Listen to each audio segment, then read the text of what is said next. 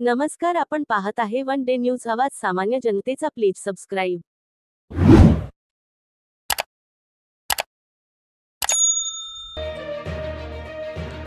महाराष्ट्र विधानसभा निवडणुकीच्या पार्श्वभूमीवर सत्ताधारी महायुती आणि विरोधकांच्या महाविकास आघाडीत जागा वाटपावरून रस्सीखेच सुरू असतानाच प्रकाश आंबेडकर यांच्या नेतृत्वाखाली वंचित बहुजन आघाडीने आपली पहिली उमेदवारी यादी जाहीर करून टाकली.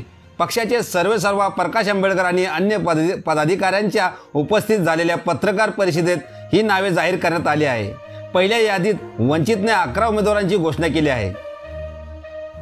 विधानसभा निवडणुकांसाठी वंचित 11 उमेदवारांची पहिली यादी जाहीर केली आहे. विशेष म्हणजे वंचितकडून विधानसभा निवडणुकीसाठी प्रथमच तृतीयपंथी उमेदवाराला तिकीट देण्यात आलंय. रावेर मतदारसंघातून शबीमा पाटील यांना तिकीट देण्यात आलंय. शबीमा या तृतीयपंथी असून सामाजिक कार्यकर्त्या म्हणून त्यांची ओळख आहे. सविता मुंडे यांना सिंदखेड राजा विधानसभामधून वंचित बहुजन आघाडीने उमेदवारी दिली आहे व मेघा किरण डोंगरे यांना वाशिम विधानसभामधून वंचित बहुजन आघाडीने उमेदवारी दिली आहे. तसेच निलेश विश्वकर्मा यांना धामणगाव रेल्वे विधानसभातून वंचित बहुजन आघाडीने उमेदवारी दिली आहे. तसेच विनय भांगे नागपूर दक्षिण पश्चिम विधानसभामधून उमेदवारी मिळवली आहे. तसेच या डॉक्टर अविनाश रघुनाथ नन्ने यांना साकोली विधानसभामधून वंचित बहुजन आघाडीने उमेदवारी घोषित केली आहे व फारुख अहमद यांना नांदेड दक्षिण विधानसभामधून उमेदवारी मिळाली आहे.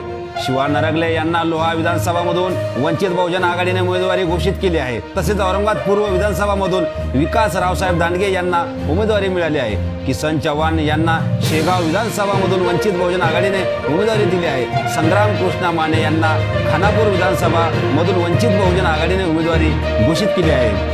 उमेदवाराबाबत बोलताना प्रकाश आंबेडकर म्हणाले की उमेदवारींच्या माध्यमातून समाजीकरण करण्याचा प्रयत्न आम्ही करत आहोत.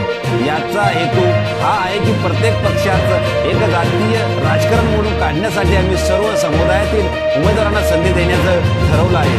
आम्ही यातून लेवा पाटील लोहार वडार मुस्लिम लिंगायत मराठा पारधी अशा सर्व समाजाच्या उमेदवारांना संधी दिली आहेत.